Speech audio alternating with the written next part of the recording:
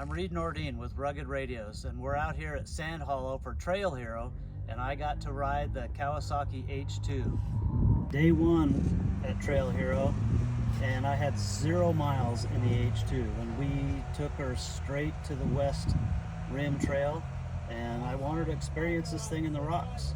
I have lots and lots of experience in the KRX4 and the KRX2, and I wanted to see how this thing did. And very first impression is I'm impressed. It's pretty good. It took a little bit of getting used to throttle control and the engine management for power, but with stock tires, completely stock vehicle, did exactly what I wanted to. Both sides, great ground clearance. It did really good. Just took a little bit of getting used to coming straight from the KRX. So the H2 comes with 33-inch Maxxis Carnivore tires, and we were running them about 12 PSI. The H2 is definitely a unique machine compared to the KRX4. The clutch system is different, and it's not as automatic feeling as the KRX, but it does exceptionally well in the rocks. Just took a little bit of driver input for the throttle. The engine power is right where you need it.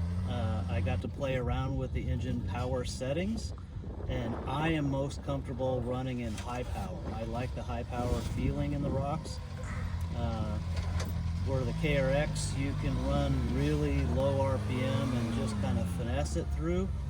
The H2 takes a little cowboy sometimes, and that's not a bad thing. It's just you got to be ready for it and make sure you're pointed in the right direction and get your tires in the right spot.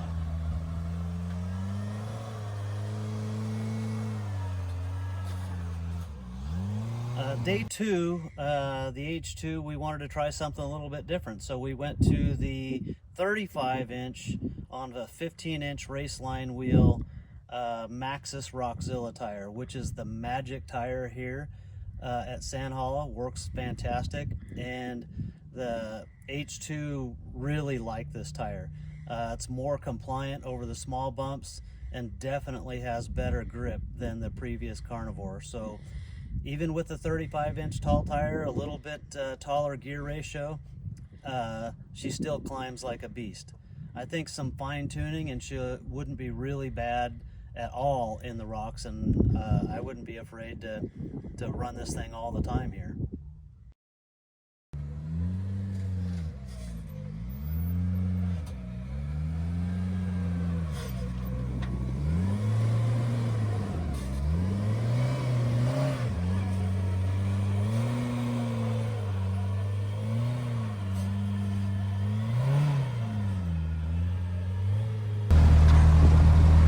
All right, so that looked really smooth. It didn't seem like the belt was slipping. What did it feel like in the car? It felt pretty good. It's definitely not a rock crawler like a KRX4 or a KRX2, but it does really well. I'm actually very surprised. Because you were going pretty slow right there. Yeah, it was more technical. Yeah, I try and drive with a little bit of finesse, but this one is a little harder to do that.